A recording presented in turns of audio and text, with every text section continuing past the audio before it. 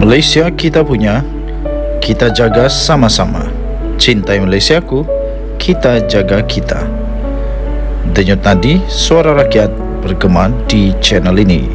Jangan lupa tekan butang subscribe, like dan share. Salam sejahtera Malaysia, denyut nadi suara rakyat bergema di channel ini. Berita terkini daripada sinarharian.com.my bertajuk SPRM serbu 5 kilang beras di Kedah, kata Azam Baki, 12 Oktober 2023. Berita penuh, Kuala Lumpur dikemas kini. Suruhanjaya Pencegahan Rasuah Malaysia SPRM telah menyerbu 5 kilang beras di Kedah yang disyaki terlibat dalam penyelewengan subsidi. Ketua Pesuruhjaya SPRM iaitu Tan Sri Azam Baki berkata, 3 kilang yang diserbu pada hari ini, manakala 2 lagi pada semalam. Beliau berkata, SPRM tidak melihat kepada isu penyorokan beras, tetapi lebih kepada isu subsidi yang berpotensi mempunyai unsur rasuah. Katanya dalam kenyataan itu, perspektif SPRM adalah lebih kepada kesalahan-kesalahan rasuah yang mungkin berlaku, terutama jika melibatkan dana wang kerajaan berkaitan subsidi sekiranya ia diseleweng, katanya. Beliau berkata demikian dalam sidang media selepas program Perkongsian Awam Swasta Fasa 2, Cabaran Bersama Integriti dalam Menangani Jenayah di sini hari ini. SPRM tidak sasarkan mana-mana ahli politik atau kerajaan negeri dalam isu serbuan kilang beras di Kedah, kerana tugas kami adalah untuk meneliti sebarang maklumat dan aduan yang diterima, katanya dalam kenyataan tersebut. Azam Baki juga berkata SPRM akan bertindak secara profesional untuk menyiasat individu yang terlibat tanpa mengira latar belakang mereka.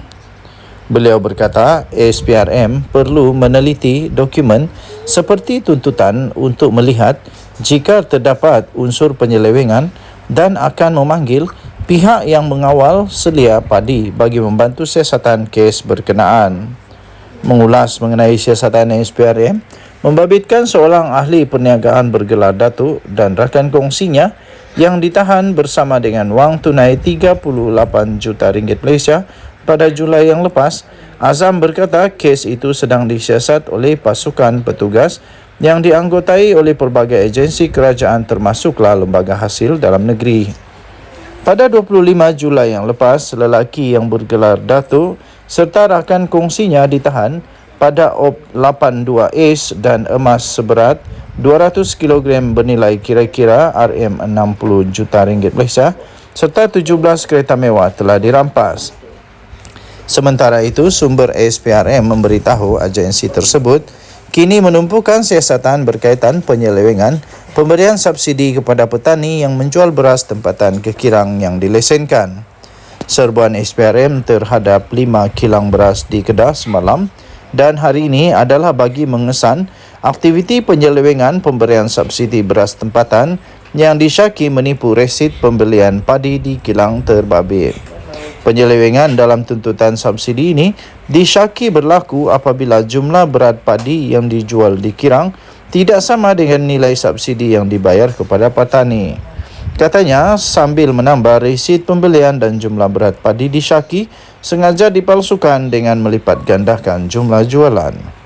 SPRM juga mendapati ada pengilang yang disyaki mencampurkan beras tempatan dengan beras import untuk dijual pada harga import dan keuntungan diraih adalah jauh lebih besar berbanding harga beras tempatan yang dikawal kerajaan. Sumber itu turut memaklumkan punca bekalan beras tempatan berkurangan adalah dipercaya akibat daripada tindakan pengilang menyorokkan beras tempatan kononnya untuk menunggu pelarasan harga oleh kerajaan atas alasan ia disimpan kerana tiada ejen yang mahu membelinya. Azam ketika dihubungi mengesahkan perkara itu dan berkata kes disiasat mengikut Seksyen 18 Akta SPRM 2009 dengan melihat kepada kesalahan jenayah serta aspek tata kelola dalam pengagihan subsidi. Sumber dari berita bernama diterbitkan di sinarharian.com.my. Denyut nadi suara rakyat bergema di channel ini. Jangan lupa tekan butang subscribe, like dan share. Malaysia kita punya, Cintai Malaysiaku, kita jaga kita. Bye-bye. Salam sejahtera Malaysia, dengan nadi suara rakyat bergema di channel ini. Mau tidak mau, kena ambil juga realiti bahawa di dalam UMNO memang ada masalah. Di dalam UMNO memang ada pergolakan besar atau kecil, tapi yang penting memang ada pergolakan lah. Terbaru yang kita tahu Isham Jalil sedia untuk berdebat dengan presidennya sendiri, Presiden UMNO sendiri. Mereka akan berdebat di ruangan yang bebas ataupun neutral. Mereka akan berdebat. Ini membuktikan memang ada sesuatu yang berlaku kepada UMNO lah. Tetapi akhirnya Zahid Hamidi tampil.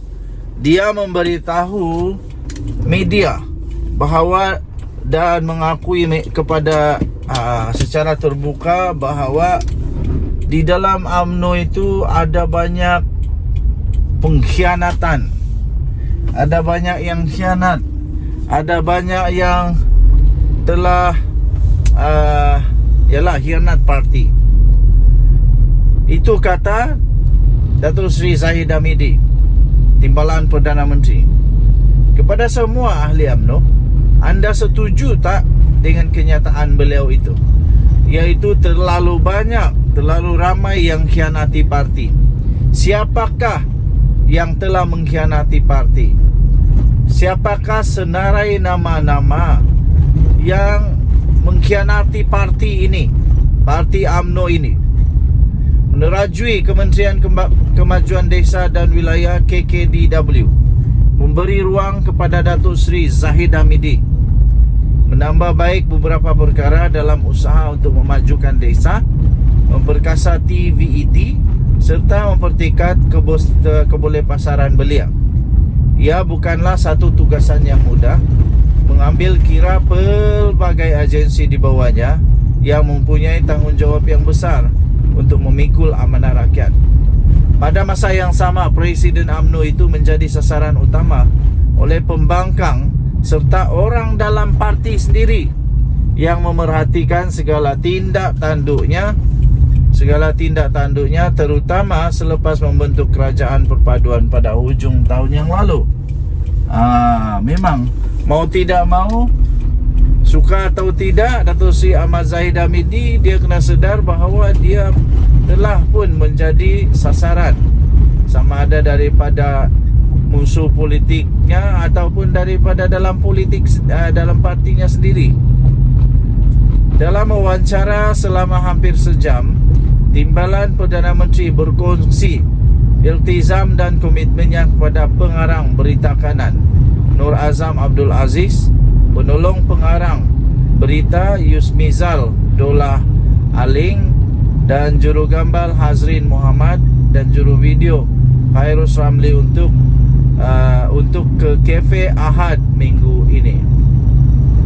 Selaku Menteri KKDW, setakat ini adakah Datuk berpuas hati dengan prestasi agensi di bawah KKDW? Soalan yang telah diajukan kepada beliau. Dan Ahmad Zahid Hamidi menjawab, saya tidak pernah berpuas hati selagi KPI dan pencapaian KPI itu tidak melebihi 100%, katanya.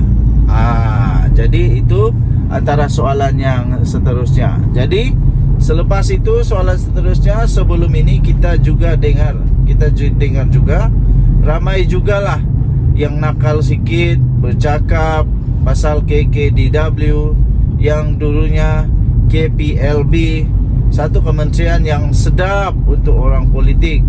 Bagaimana fokus Datuk Seri terutama aspek usahawanan desa? Itu antara soalan yang seterusnya. Okey, jadi jawapannya panjang lebar. Anda boleh baca di hmetro.com.my tentang artikel ini ataupun berita ini. Tajuknya terlalu ramai khianati parti. Terlalu ramai khianati parti daripada hmetro.com.my. Okey, jadi yang menarik perhatian saya ialah ada satu soalan yang betul-betul padu lah. Betul-betul padu. Saya cari satu soalan yang agak padu, sehingga Ahmad Zahid Hamidi mengakui bahawa di dalam UMNO ada terlalu ramai yang khianati parti UMNO. Siapa mereka ini? Siapa mereka yang dikatakan telah khianati parti UMNO ini? Okey. Tapi yang pasti, yang selalu bising-bising dah mulai senyap, yang selalu saja komen-komen cari kesalahan Zahid Hamidi dah mulai senyap, tak ada lagi terlalu bising dah. Agaknya dah boleh terima sedikit kot.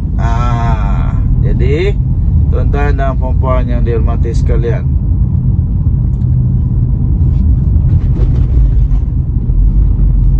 ini dia prestasi UMNO dalam pilihan raya umum ke-15 PRU15 yang dilihat merosot berbanding PRU14. Apa komen Datuk Seri dan apakah langkah yang akan diambil? Itu soalan dia. Jadi itulah dia kata terlalu ramai yang mengkhianati parti sebenarnya, dan di dalam usaha pembersihan ini tentunya saya yang menjadi sasaran, kata Ahmad Zahid Hamidi.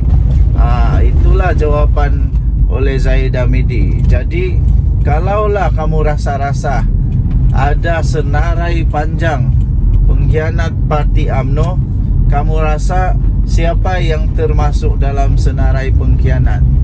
Kalaulah disenaraikan A, B, C 1, 2, 3 sampai 30 kah, 40 kah, tapi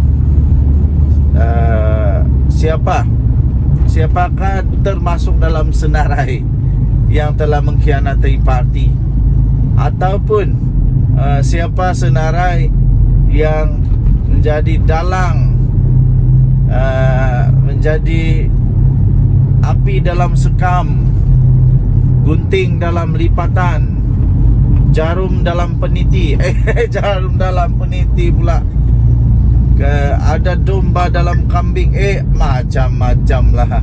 Okey, jadi pada pendapat anda, siapakah yang termasuk di dalam senarai pengkhianat-pengkhianat ini yang mengkhianati UMNO? Memang luar biasa. Okey, baiklah tuan-tuan dan puan-puan yang dihormati sekalian, pagi yang indah. Kita bersyukur kepada Tuhan Yang Esa yang sentiasa merahmati kita dengan sehari lagi kita boleh menikmati kehidupan ini. Okey, jadilah kehendak Tuhan dalam hidup kita, bukan kehendak kita yang terjadi, tapi biarlah kehendak Tuhan yang terjadi. Okey, jadi berserah sepenuhnya pada Tuhan. Semoga Tuhan memberkati kita semua. Dan jumpa lagi. Bye-bye.